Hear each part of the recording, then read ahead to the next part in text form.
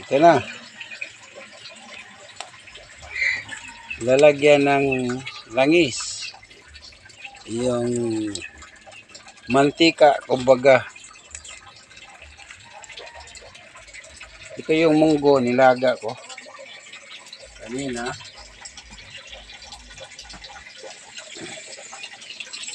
Lalagyan ito ng pangsahog. Yung sahog nito, yung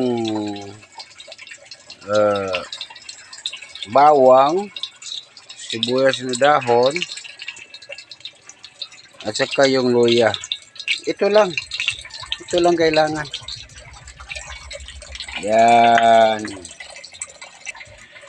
Yan. Igisa ko muna yung bawang.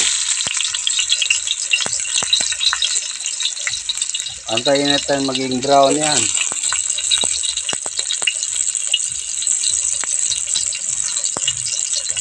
Bawang at kaluya. Ano?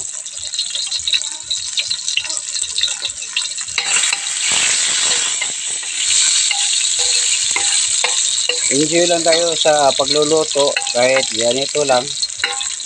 Basta't may pangtawid gutom lang. Brown na. Tapos ito na ang luya. 2 piraso lang.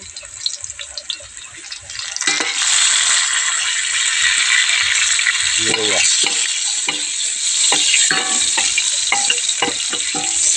Wow. Amoy na. Ito, isunod natin yung ito.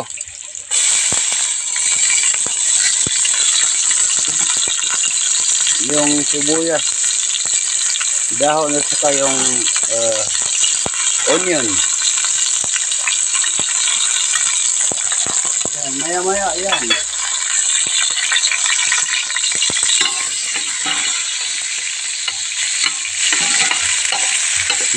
Sarap. Isunod natin yung nilaga kong munggo na hinalo ko ng gabi. Ito. Oh, may gabi yan. Sarap.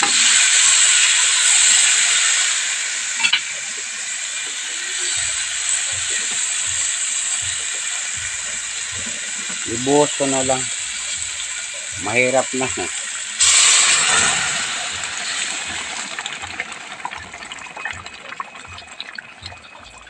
Yan. Kumukulo. Grabe.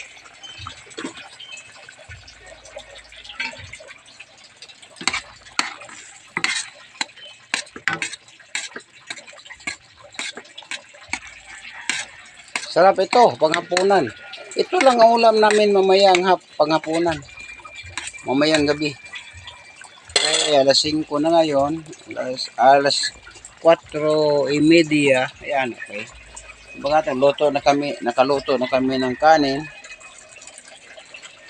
Ito yung kanin namin.